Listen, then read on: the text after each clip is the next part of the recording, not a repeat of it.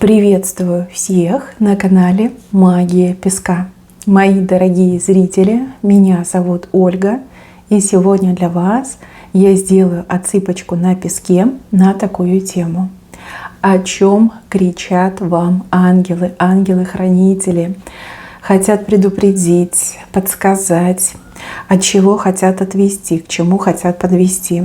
Загадайте, пожалуйста, на себя и на важное послание от ваших ангелов, ангелов-хранителей, заступников, покровителей. Пусть нужная и важная информация вас, мои дорогие хорошие, обязательно найдет. Я прошу высшие силы дать мне возможность ответить на все ваши вопросы и послать для вас только лишь самую важную, нужную и полезную информацию.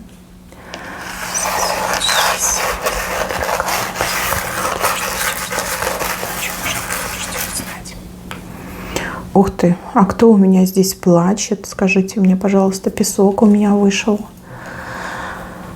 Плачете? О чем вы плачете? Но здесь ангелы говорят, что ваши слезы скоро высохнут, вы утешитесь, и тот, кто плакал, будет громко смеяться, радостно смеяться. Здесь вам утешение, отрада большая обещана за ваши слезы, за вашу боль, за вашу горечь. Знаете, вот как радость большая идет в вашу жизнь. Не знаю, либо чем-то утешитесь, либо кто-то вас утешит. Да? Вы все разные. Но видите, вам будет что-то дано, что-то, чего не ждете, на что уже не рассчитываете и не предполагаете. Вообще здесь показывает, смотрите, вот ангел, да, вот его крылья, вот его голова, тело. И он вам дает как будто бы какой-то ананас, да? Что-то прям вообще неожиданное.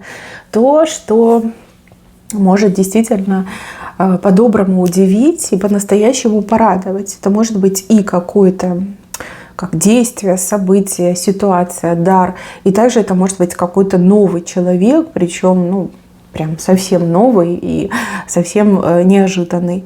Да, потому что ананас у нас это экзотический фрукт, он на букву А. И ананас, он по факту уже состоит из таких маленьких фракций, да, секций. Вот, то есть его можно разобрать. Вот, вкусный, сладкий, невероятно как привлекательный вкус. Слушайте, прям утешитесь, и точно не пожалеете. Вот ангел вам дает этот ананас за ваши слезы, а вы принимаете, да, вы принимаете. Конечно, кто же откажется от радости, кто же откажется от счастья. Вот, а слезы ваши высохнут, как будто бы и не бывало. Вот прям утешитесь 100%. Дальше предупреждают о том, что у кого-то скоро неприятности начнутся, и вам ни в коем случае нельзя этому человеку помогать. Почему нельзя помогать? Потому что человек свои неприятности заслужил. Знаете, такое впечатление, что этот человек в чем-то виновен, да, виноват, согрешил, вот кого-то мечом посек. Видите, меч в руках, посек, а теперь этот человек на спину падает. И если вы будете помогать этому человеку, то вы на себя тоже примете чужой грех, либо чужую расплату на себя примете. Не помогать, не участвовать, даже мысленно не жалеть этого человека. Поверьте, если плохое с этим человеком произойдет, человек заслужил.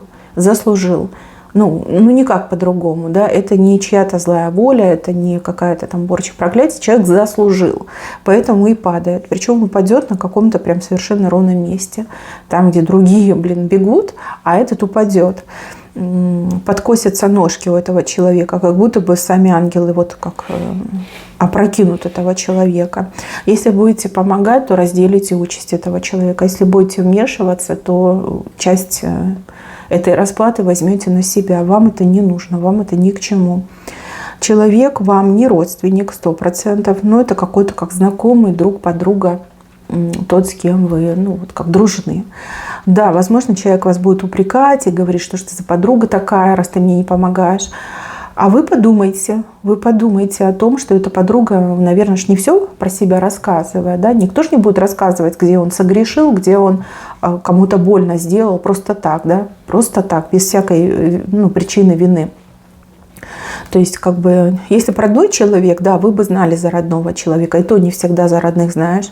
А тут это не родня, это не кровь, это просто какой-то человек, с кем вы общались, не знаю, даже там по соседству может кто-то вас позвать, что сказать: ой, у меня беда, у меня тут такое случилось, помоги мне. Вот, не надо, нужно отказаться и заниматься своей жизнью. Этому человеку помогать нельзя, иначе на себя перетянете. А может быть, человек сам вас позовет, осознавая, что можно на вас скинуть, перекинуть, что вы очень сильный эмпат, что у вас душа добрая, что вы всех жалеете, сейчас скажет, пусть идет, пусть меня заберет. Тоже такое может быть.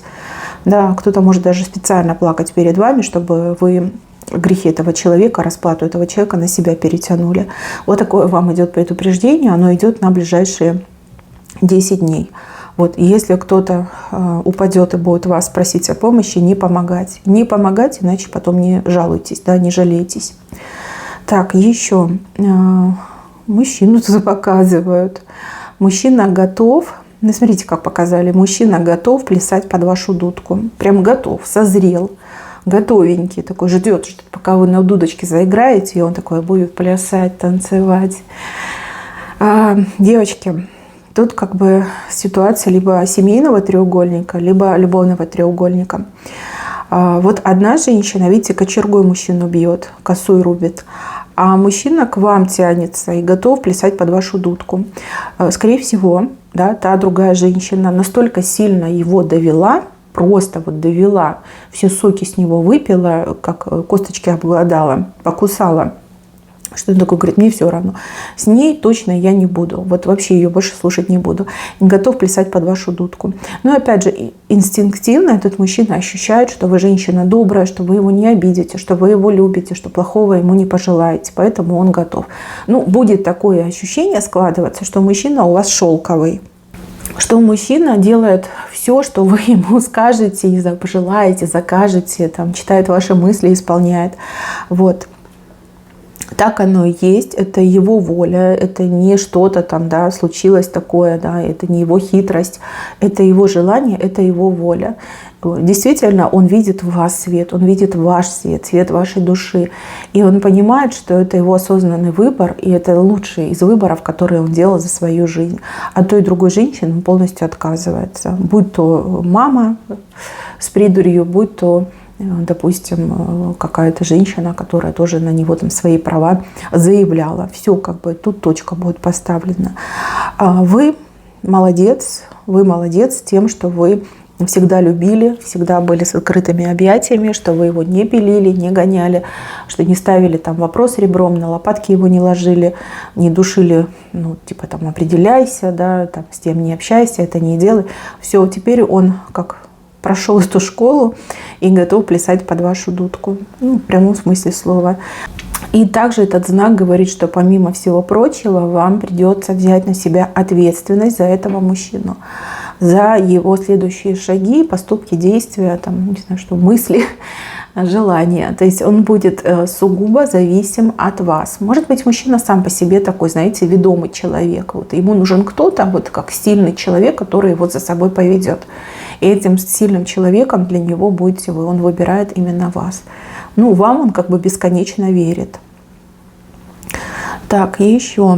Вот показано, что ребенок брак спасет. Ребенок, который уже есть, либо это беременность. Вот кто на грани расставания, развода и забеременеет, знаете, что вам небеса посылают этого ребеночка, и этот ребеночек и спасет, и укрепит ваш брак, ваши отношения, приведет к брачным отношениям. Ни в коем случае даже не думайте о том, чтобы что-то сделать с этим ребеночком. Ни в коем случае. Потому что, ну, во-первых, это грех очень большой, а во-вторых, то, что послано небом, человек не вправе ни разрушить, ни отрицать. Поэтому не думайте. Ребенок будет на страже вашего брака и сделает ваш брак абсолютно счастливым. Вот. Если вы имеете ребенка, и вы там, ну, разругались, хотите расстаться, развестись, то именно ребенок спасет ваш брак. Ваш ребенок, маленький ребенок, либо взрослый ребенок. Не спрашивайте как, но я так понимаю, что и вы любите ребенка, и муж любит ребенка, ну, либо жена, если смотрит меня мужчина. Вот ради ребенка брак будет сохранен и укреплен, и как, знаете, слюбится, стерпится, да, ну, наверное, не стерпится, а просто слюбится. Вот. Ребенок послан был, наверное, изначально для того, чтобы вы были вместе, чтобы держать вас вместе. То есть брак держится именно на ребенке. Это неплохо, неплохо. Такие союзы, они очень необычные, скорее всего, кармические. Но с другой стороны, ну что есть, то есть. Так значит надо. Так значит надо, да. Вот именно благодаря ребенку будет спасен брак. Ну, либо отношения, да. которые потом станут браком, брачными отношениями. Дальше, мои хорошие, ну вот сыр, как бесплатный сыр в мышеловке показан. Вы, скорее всего, думаете о каких-то шальных деньгах, горячих деньгах. А вам четко показывают, это мышеловка. Когда мышеловка захлопнется, вы останетесь, ну, буквально вот, ну, в чем мать родила, да? Полностью нагой человек здесь показан, который жалеет о своей недальновидности. Знаете, вам могут очень красиво и профессионально заливать о том, что успешный успех, он доступен всем, заплати деньги, вложи деньги. Ну, как бы есть люди специально, да, обученные, а есть люди, у которых нет других способностей, они вот именно этим зарабатывают. Может даже что-то начинаться очень невинно, и также вам могут там 1000 документов показать, фальшивых, конечно, документов, фальшивых отзывов, да, про этот успешный успех, как там люди богатеют. И даже могут быть какие-то фейковые моменты, когда, ну, вам говорят, там, вложи там 1000, да, вы вкладываете 1000, и вам говорят, о, ты 10 теперь заработала, да, давай теперь вот там еще сколько-то вложим, да, там 100 вложим, 1 000 000 получишь, да, вот даже так могут вас обманывать. Поэтому лучше воздержаться. Задавайте правильные вопросы, пробивайте информацию, тем более в наше время много есть источников, где можно получить информацию, тот же интернет, тот же чат GPT, там всякие поисковые службы, организации, да, не станьте жертвой мошенников, не отдавайте последнее, что у вас есть. Понимаете, в этой ловушке, в этой мышеловке вам не будет комфортно. Тут, как бы, знаете, двоякое такое ощущение. С одной стороны, да, вы остались без денег, а с другой стороны, это такая бешеная обида, да, что вы своими руками вот, ну, все отдали. Кого винить? Себя винить, да, за то, что не проверила, за то, что доверилась и поплыла, да, либо поплыл. Вот. У вас деньги не через вот такой фарт идут, у вас деньги идут через работу, через то, что вы делаете, фактически, физически делаете. Вот также, мои хорошие вот любители лотереи, к вам хочу обратиться. Тут могут предлагать всякие схемы, там, беспроигрышная схема выигрыша в лотерею. Это все фикция, понимаете? Большинство лотерей вообще, они организовываются ради того, чтобы заработать на вас, а не для того, чтобы вы деньги выигрывали. И также, мои хорошие, ваша судьба, она не в этом лежит, а именно в честном заработке, вот именно физически, фактически вы что-то делаете и зарабатываете. Еще мне идет информация, что вы, ну вот кто-то из вас, конкретный кто-то из вас, кто действительно хочет больших денег, богатства хочет, вы в будущем можете заработать больше, чем вам любая лотерея даст. Понимаете, вы можете зарабатывать, причем там ежегодно зарабатывать сумму, которая гораздо больше, чем любая лотерея. Вот. И никаких ограничений, стопов и проблем, что самое интересное, у вас с этим не будет. Вот. Это как бы на ваше такое отдаленное будущее. Так, еще ангелы говорят о вмешательстве в отношения. Вмешательство из-за ревности, вмешательство из-за зависти. Сейчас, ну вот, мне идет, что пара, да, мужчина с женщиной, и кто-то сует нос в их отношения. Человек это делает не потому, что к вам хорошо относится, либо потому, что хорошо относится к мужчине, а потому, что очень сильно ревнует, очень сильно завидует. Завидуют тому, какая вы красивая пара, какие у вас замечательные отношения, что вы друг друга нашли, что у вас там семья скоро будет, да, либо уже есть семья. И человек просто в этой своей безумной ревности, зависти начинает такую дичь порой, такое придумывать, но просто уже не спит, не ест, мысли такие, что под любой ценой вас разлучить. Поэтому, мои хорошие, да, бывают разные ситуации, но ваша не такая. Вы должны друг другу доверять и все проблемы с друг другом проговаривать. И никого чужого постороннего в свои отношения вы не должны пускать. Иначе вас действительно разведут, рассорят, и потом будете жалеть. Вот, как, знаете, разбитую чашку потом уже не склеить. Да? А человек, который это делает, вы же понимаете, не остановится. Не остановится. Тут только, знаете, насильственным образом этого человека выдворять за двери своей жизни. Ну, по-другому никак. Так, еще говорят, чтобы вы какое-то решение не спешили принимать. Вот у вас такое решение, хотите как будто бы топором рубануть. Не стоит спешить, вы не все знаете, вам не все открылось. Найдите в себе силы обождать пару дней, либо пару суток, тут 2-3 дня, ну, может быть, там 2 суток, да, обождите. есть что-то, о чем вы не знаете, и есть что-то, что может открыться и кардинально повлиять на ваше решение. Отрубить вы всегда успеете, да, вот отсечь вы всегда успеете, но если отсечете, назад уже не приклеите, не пришьете. Поэтому, если вот прямо аж поджилки трясутся, и вы такая, надо что-то сделать, успокаивайте себя там медикаментами, народными средствами, медитациями, да чем угодно успокаивайте, но решение пока не принимайте, иначе потом прям очень сильно будете жалеть. Вот какая-то информация должна вам открыться. Так, еще. Я вижу, что вы буквально на днях что-то сделали, что вернется к вам просто самым лучшим, ну, как огромной рыбой к вам вернется, но вернется в следующем году.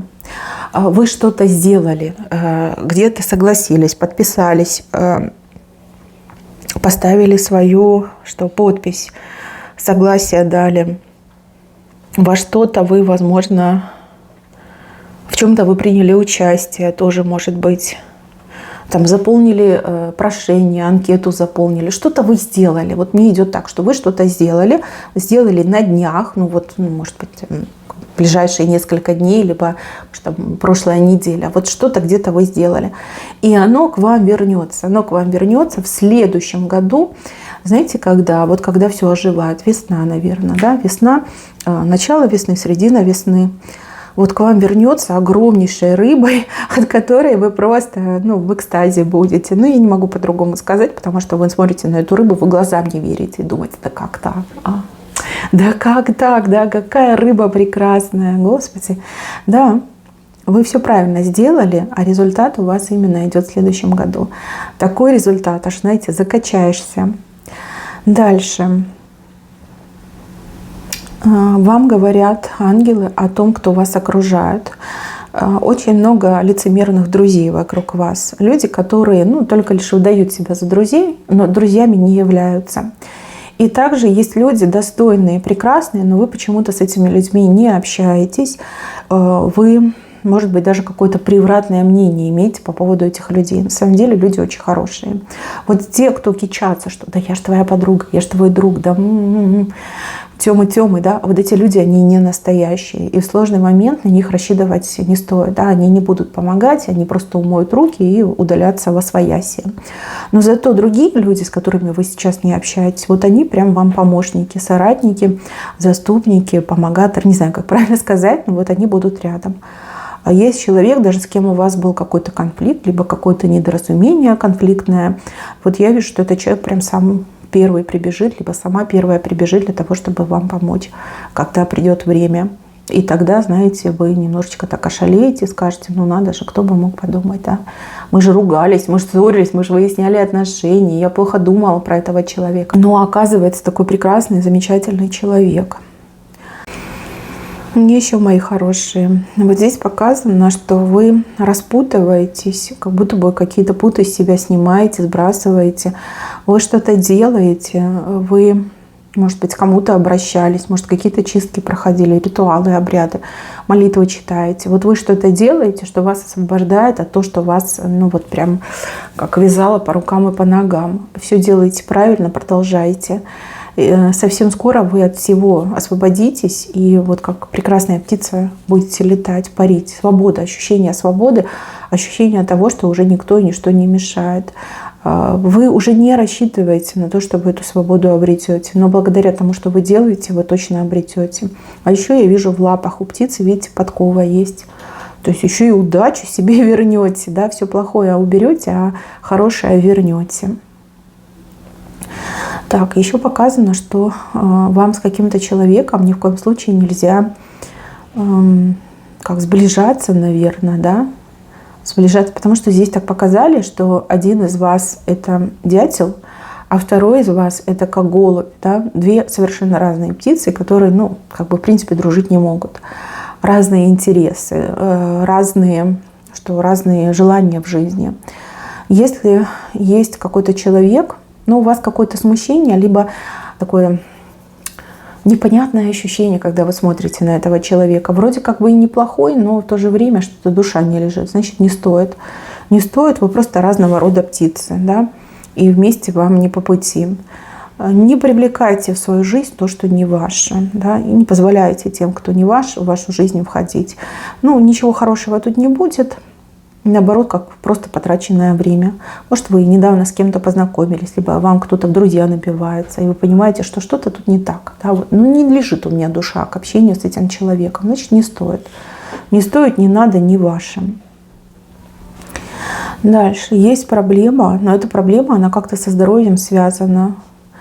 И эта проблема у вас решается, ну, буквально в считанные дни. Либо вы поймете, как решить эту проблему в считанные дни. Возможно, вы записаны на прием к какому-то врачу, ну, доктору, специалисту, а возможно, вам будет известно, что есть какой-то суперспециалист, который, ну, чудеса творит, да, все может, всех исцеляет, всех спасает. Ну вот пару дней, и вы на этого человека либо выйдете, либо уже с этим человеком встретитесь. Конечно, вы скептически будете настроены, ну, конечно, наслушаетесь, скажете, да ерунда, люди, как всегда, там байки травят. Ну, либо сам человек про себя такое рассказывает, там, рекламирует, пиар, ход. Но на самом деле этот человек все говорит, как, ну, оно и есть, и человек обладает действительно какими-то очень уникальными познаниями, методологиями, способами вот, лечения. Это может быть как и традиционная медицина, так и нетрадиционная медицина. Поэтому и так можно прочитать. Но здесь человек, который действительно, у него слова с делами не расходятся. Вот что вам будет сказано, я там вылечу там, на 100%. Либо я там то, я там все. Вот так оно исполнится. Да? Человек вас доведет до этого. Так, еще, мои хорошие, вас кто-то обманывает в корыстных целях. Давайте скажем так. Скорее всего, какой-то человек в корыстных целях, преследуя, да, корыстные какие-то мотивы, вас обманывает. Обманывает, может, даже и родной человек. Я не могу сказать, как так вышло. Но это очень плохо, и это давит на психику этого человека, и вас заставляет лишний раз волноваться. Ну, допустим, там мама соскучилась, да, по вам, ну, самая невидная, да, либо там бабушка. И она такая, вот, я так болею, мне так плохо. Вот, и вы такая все бросаете и к ней едете. А она просто действительно, да, соскучилась. Наговорила она на себя, да, что она там сильно больна, что ей плохо. Вот, вы все бросили и поехали. Вот. То же самое может быть там, с какими-то проблемами. Да? Вот кто-то к вам обращается из родственников и говорит, все, конец, это катастрофа, там, срочно там, деньги нужны. Да? И вы эти деньги даете. Вы там собирали, например, на что-то хотели свое потратить, там, либо на детей хотели потратить, купить себе что-то. И думаете, ну блин, ну у родственника же катастрофа, да, надо помочь. И вы вот эти деньги отдаете, вместо того, чтобы тратить на себя. Очень некрасивая ситуация. Как это вышло, ну, одному лишь Богу известно. Но с другой стороны, вы слишком доверчивы. Да? Слишком доверчивы и слишком восприимчивы. Вижу, что ой, хоть и родной человек, но этим пользуется. Это нехорошо, это некрасиво. И вы все равно правду узнаете, и у вас, знаете, будет такое желание вообще не общаться. Да? Но это тоже негативный путь, и им идти не стоит. Скорее всего, стоит поговорить, объяснить, что ну вот если ты соскучилась, так и скажи. Если тебе нужны деньги, ну не надо как бы там прям так сильно наговаривать. А просто скажи, если у меня есть лишнее, то я, конечно, там поделюсь, да. Может, там не такая огромная сумма, но какую-то я там смогу тебе дать, да. Вот просто поговорите. Но все-таки семья, родные люди, конечно, да, не стоит разрывать отношения, но с другой стороны и поощрять вот этот обман тоже не стоит. Так, еще ангелы говорят о каком-то предложении, которое вы получите буквально на днях. Предложение в долгой перспективе мне показано. То есть на днях вы получаете это предложение, но сама реализация этого предложения, она немножко позже произойдет. Может быть, там, через неделю, может, через месяц. Ну, позже, отложенная мне какая-то реализация идет. Мои хорошие, предложение просто умопомрачительное. Предложение на миллион. И, возможно, даже как бы вам это как-то скромно будут подавать. И пока вы своими глазами не увидите, вы не поймете, о чем речь. Но вам рекомендация все-таки не отказываться, особенно если будет предлагать мужчина. Вот если предлагает мужчина, прям кричите да, да, да, да, стопроцентное да, и не отказывайтесь. А реализация, конечно, немножко попозже будет. Ну, предложение на миллион, просто какое-то уникальное, редкое. И вы прям ощутите, что вы очень счастливы, получив это предложение, реализовав это предложение. Не знаю, с чем это связано, вы все разные, но это действительно большая редкость. И в вашей жизни такого либо в принципе никогда не было, либо было, может быть, как-то разово много лет назад. Да? То есть когда человек говорит, а я счастливчик, а мне вот повезло. Да? Как бы так мне идет. И еще по поводу вашей защиты хочу поговорить. Ваша защита, она крепкая. Я вижу здесь 3 круга защиты. Первое – это то, с чем вы родились. Скорее всего, еще в рубашке родились. Второй момент – это защита вашего рода. И третий момент – это ваш ангел-хранитель. Но бывают моменты, когда происходят какие-то эмоциональные качели, и ваша защита, она прям тает, она такая слабенькая становится.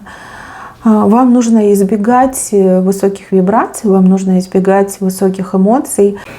И это не только про негативные эмоции, тут и про сентименты, да, когда вам кого-то жалко, либо вы очень сильно опечалены, вы расстроены. Да, вот этого нужно все-таки избегать. Если хотите быть целостным человеком, чтобы никакое там ни злой человек, ни беда, ни горе к вам не подступили, старайтесь быть в балансе. Да, вот эта пресловутая золотая середина, это очень тяжело. Но если есть желание, то этому можно научиться. То есть контролировать свои эмоции, не уходить прям туда, куда-то в облака, либо не спускаться туда, где минус, вот, где-то вот посерединочке находиться, тогда вообще вам ничего не грозит и не угрожает.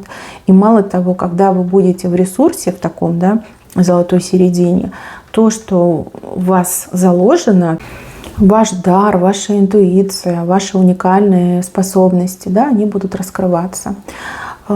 Очень многие люди чувствуют в себе, да, способности, но они не могут их раскрыть. Не могут раскрыть, потому что нет вот этой золотой середины. Человека колбасит и метает и в плюс, и в минус, и поэтому не получается. Да? Но в состоянии абсолютного покоя, спокойствия и гармонии как раз-таки все способности открываются. Мои хорошие, на этом у меня все. Берегите себя. Всем спасибо за внимание. Всем пока-пока.